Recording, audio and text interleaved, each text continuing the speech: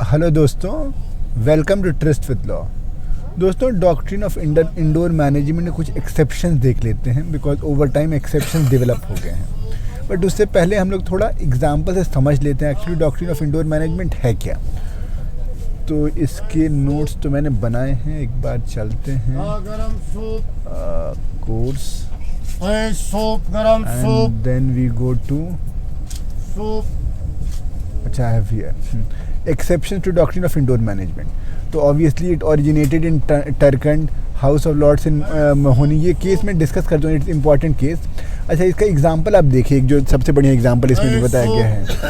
ABC received a check from XYZ company। Articles of Association of XYZ company क्या कहता है कि check issued by the company need to be signed by 2 directors and countersigned by the secretary। 3 लोग हैं। The directors nor the secretary who signed the check was appointed properly, or thus the check issued was not valid। ABC sued the company for the irregularities in the procedure। अब ये बताइए ABC को ये कैसे मालूम है कि ये लोग प्रॉपरली अपॉइंटेड हैं या नहीं। इसलिए मतलब यही बात इसका आंसर में लिखा होगा कि ABC is entitled to relief, क्योंकि उसको नहीं मालूम है। लेकिन अगला देखिए, XYZ receives the share certificate of ABC Limited issued under the seal of the company। The company secretary issued the certificate after affixing the seal and forging the signature of the 2 directors। XYZ files a suit claiming that the forged signature is part of the internal management।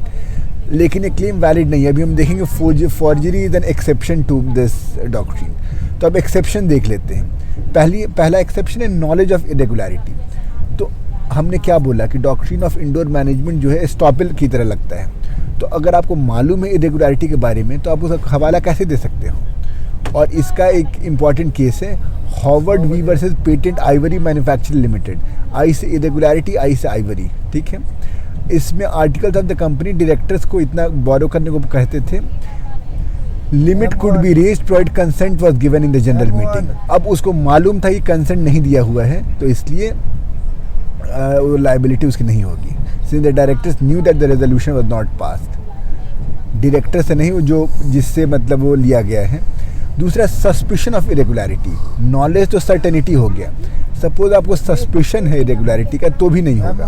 अब इस case में आनंद बिहारी लाल versus Dinshaw है case है। जैसे इसमें यही बात है कि अगर suspicious of circumstances revolving around a contract तो आपको ज़्यादा नोटिस देना चाहिए, आपको ज़्यादा वेरीफाई करना चाहिए था। जैसे इस केस में उसको ट्रांसफ़र ऑफ प्रॉपर्टी की बात थी तो प्लेंटिफ को पावर ऑफ अटॉर्नी मांगना चाहिए था कि हाँ भाई यू आर ऑथराइज्ड और नो। और तीसरा केस फॉर्जरी का है। इनफैक्ट हमने जो एग्जांपल देखा तो फॉर्जरी का ही था। तो ट्रांजैक्शन जिसमें फॉर्जरी इन्वॉल्व है they are void ab initio. मतलब उसमें मतलब क्रिमिनल लॉ है, उसको कोई सिविल लॉ की डॉक्ट्रिन कैसे बचा सकती है, क्योंकि वो फ्री कंसेंट नहीं, वो तो कंसेंट ही नहीं है।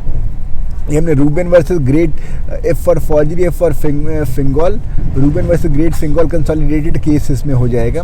तो जो शेयर सर्टिफिकेट वो फोर्ज था तो उसका कोई इंडोर मैनेजमेंट से कोई आप बचा नहीं सकते हैं। अब वो इंडोर मैनेजमेंट अप्लाई नहीं होगी। तो ये 3 रिकग्नाइज्ड एक्सेप्शंस हैं। इंडिया में भी एक्सेप्शन से माने जाते हैं और ये मतलब दे विल प्रूव कि हाँ भाई डॉक्ट्रिन ऑफ इंडोर मैनेजमेंट का स्कोप कितना तक है। तो दोस्तों, आई होप आपको ये केस समझ में आया होगा। कोई दिक्कत, कोई परेशानी कमेंट सेक्शन में बताइएगा। मिलते हैं अगले वीडियो में एक नए टॉपिक के साथ। Till then bye bye and prepare well.